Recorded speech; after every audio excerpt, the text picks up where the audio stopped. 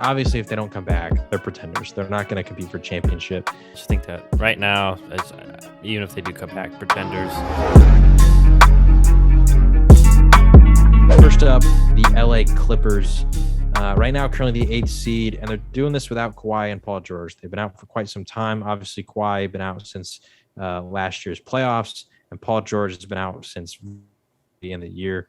I don't know the status on if either of them are supposed to be back for the playoffs, and I might look that up, or I guess you're looking it up right now.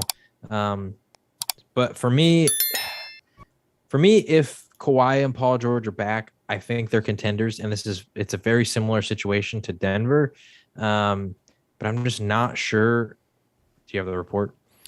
So I'm just looking at off ESPN. Yeah. For number 2, Ty Lue said, this was earlier in February, that he's probably not coming back this season.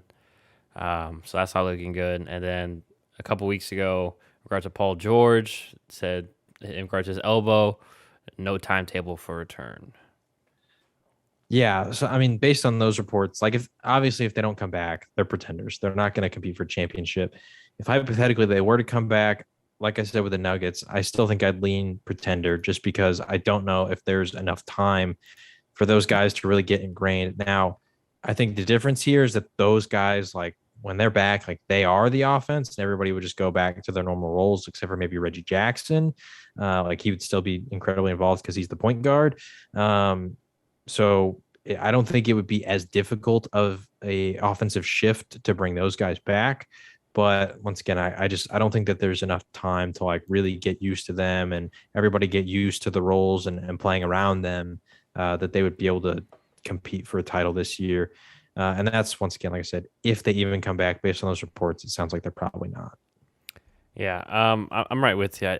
I just think that right now, even if they do come back, pretenders, it's just tough for both of them. And I really don't think number 2 is coming back, and Paul George. I think they're playing it safe. I think the Clippers are playing it safe. I do want to throw out, because we didn't get to mention this last episode, I mean, I think Ty Lue has to be in Coach of the Year conversation.